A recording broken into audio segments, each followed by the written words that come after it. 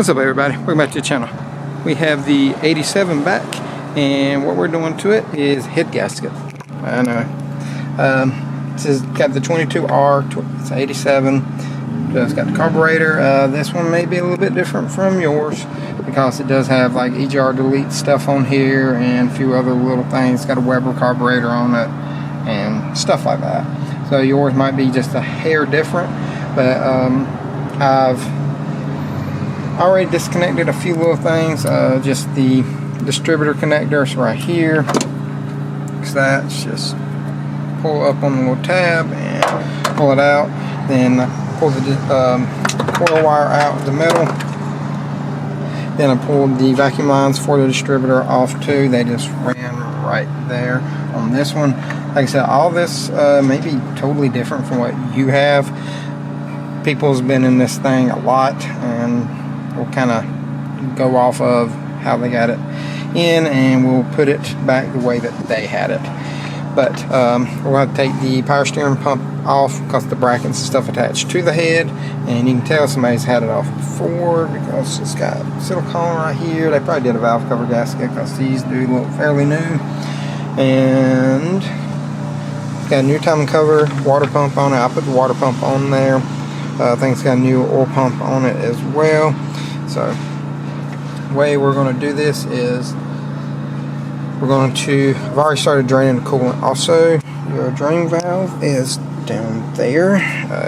Here's the valve. I just pull it out completely, then crack the cap. It's already been drained out. And then I'll stick this back in here. But let me grab some tools. I'll get situated and we'll start pulling all this off. But like I said, first thing I'm going to start with is probably pulling the radiator hose off and trying to get the intake off. Because we do have that mess of vacuum hoses right there. So I got y'all set up in kind of a alright spot, I think, for right now. I took the upper radiator hose off of the radiator. We're going to leave it attached to the thermostat housing and the intake. I'm just going to pull the whole intake off in one piece.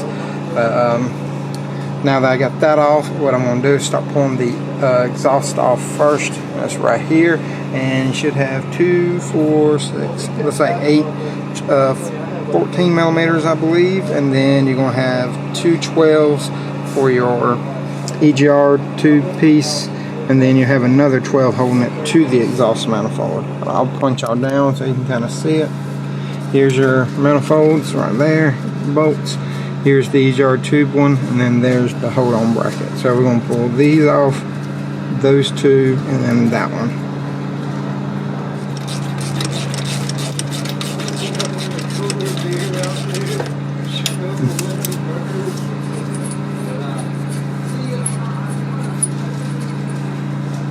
There is your bolts right there, or nuts I should say, for your EGR.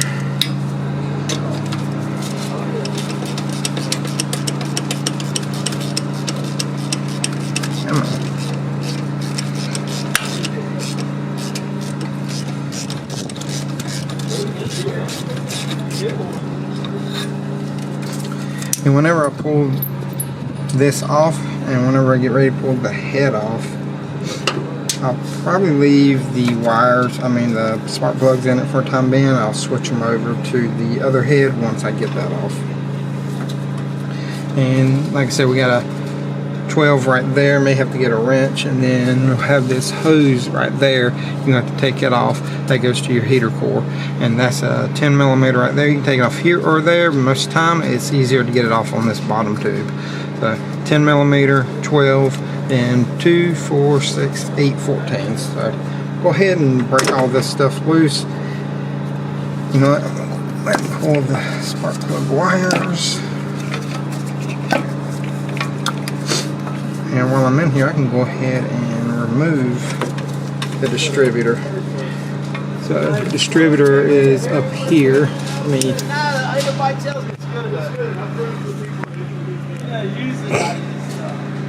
Distributor's right there. 112 millimeter.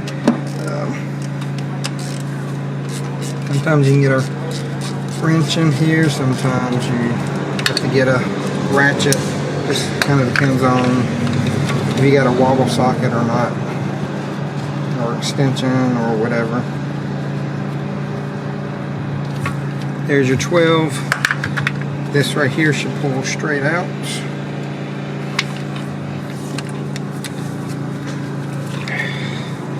Whenever we put it back in, we'll have to time it back up, but that ain't a big deal. These Toyotas are fairly easy to time up. I'm just putting that back in there for the time being.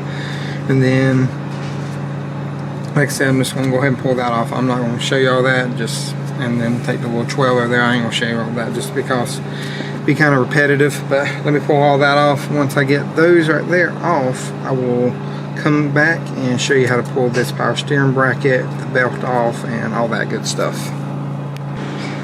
Got the distributor out, got all the bolts and nuts off for the exhaust manifold, got the EGR tube and the bracket piece off. There is another 12 millimeter or two, I believe it should be on the back of the head that you have to remove to get that to move. And normally there's a shield over this one. This one doesn't have one, but it should be, it's like probably 2 or 3 bolts that holds that on. They look like they're all broke. Yeah, there's 3 of them, 2 on the front, 1 on the back, and so yours may have the shield, may not. Just depends on if it's been worked on before and how rusty it is.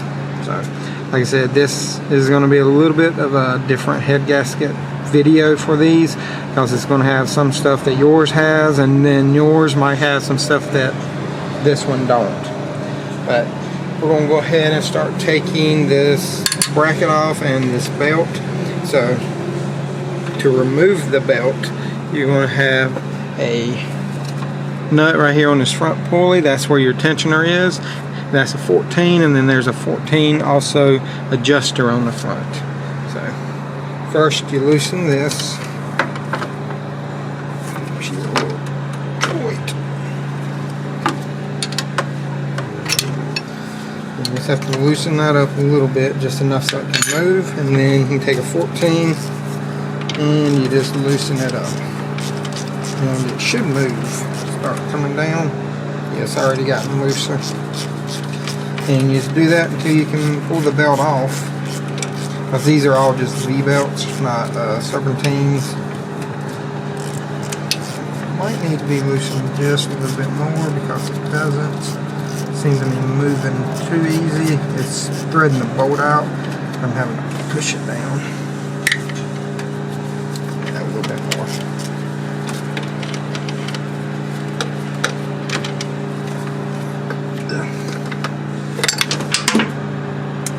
Well, I didn't want to do that, but stuff happens.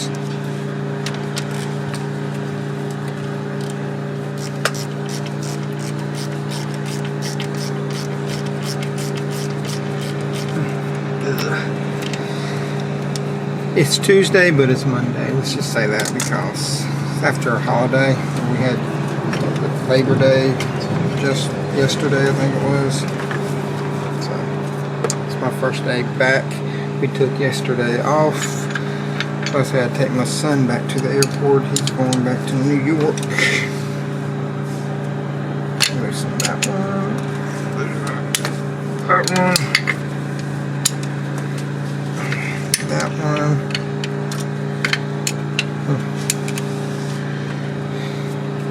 And then I believe there's one down here that bracket attaches to.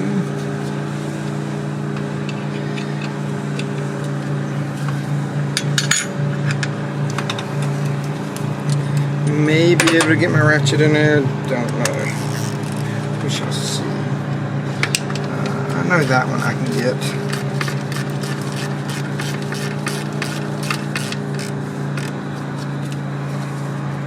And you will have to pull the dipstick out for this, just so you can get it off.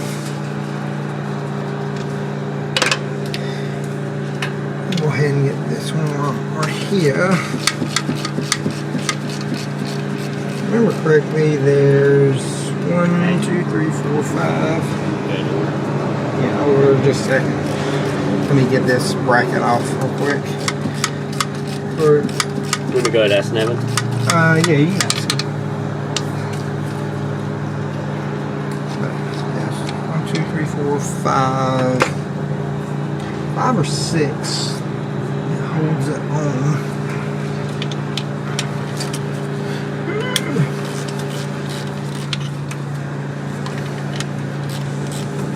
And the reason we have to take it off is because it bolts mostly to the head.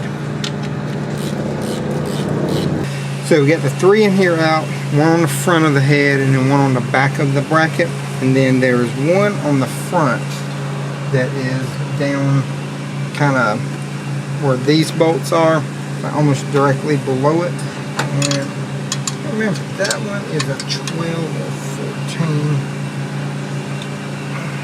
It's a 14.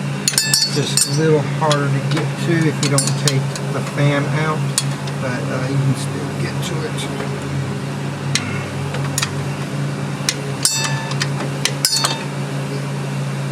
Camera.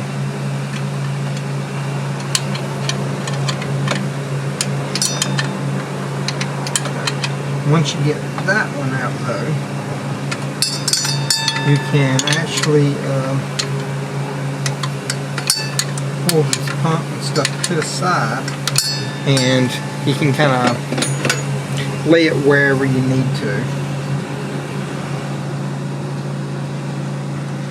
Yeah, I have to try to get it with a ratchet wrench, or maybe even my ratchet.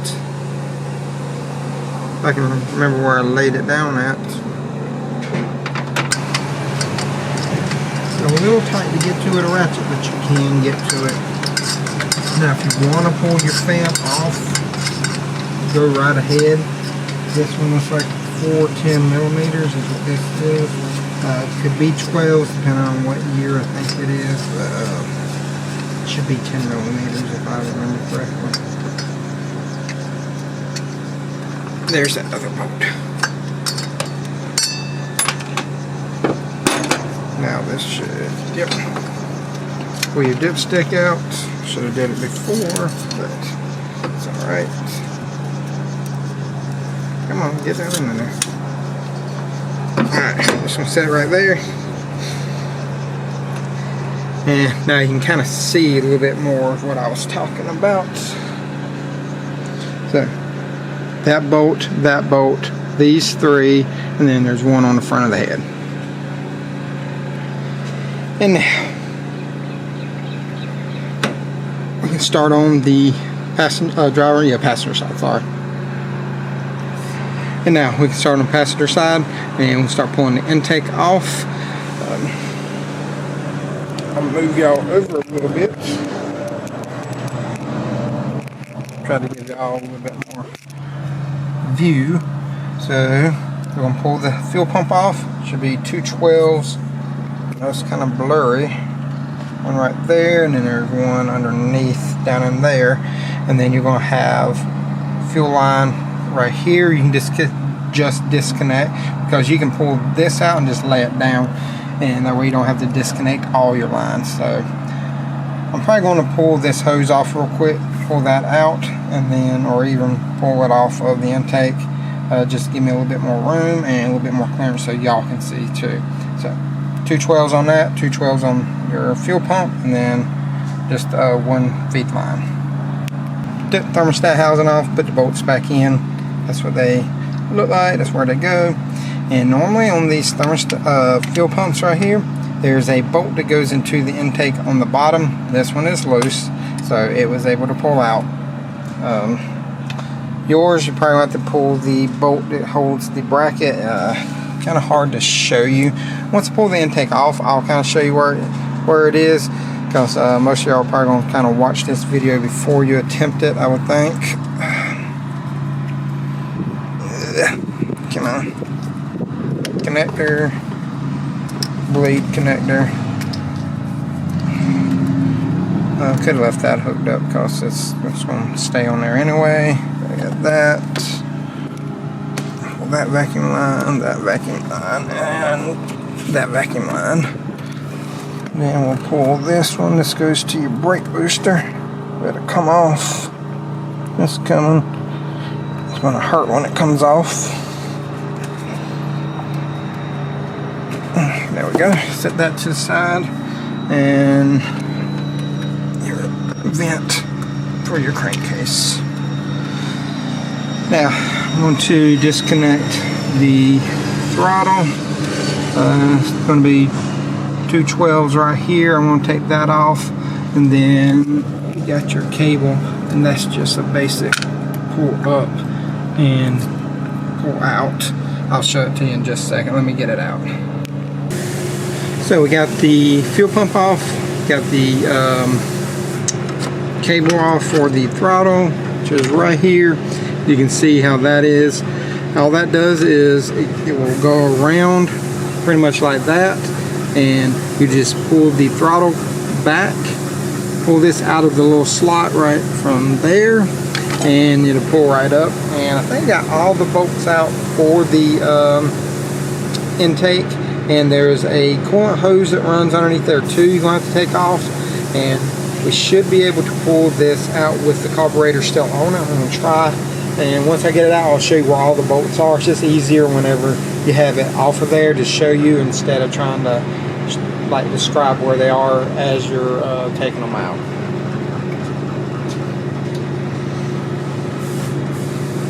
I think I got it. Pull this hose off the bottom real quick. Alright. Now let's see if we can get this intake off. Oh yeah, there it goes. And there we go, we got the intake off. And I'll show it to you.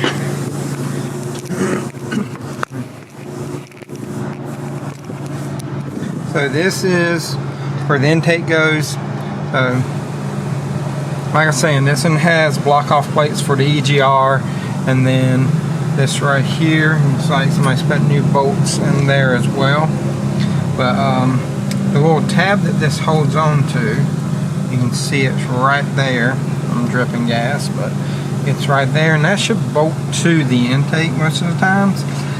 But this one, it wasn't bolted up because I think they got like the block-off plate thing on the bottom of the intake as well.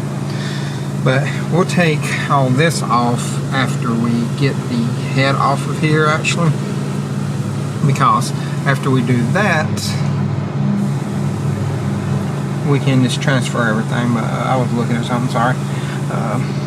Yeah, we'll have to take all this off just so, and it looks like the gasket's fairly new too, so that's a good thing. We'll see how it looks. And just double checking everything. Oh, still got to pull the heater hose off right there, just so it gives me a little bit more room.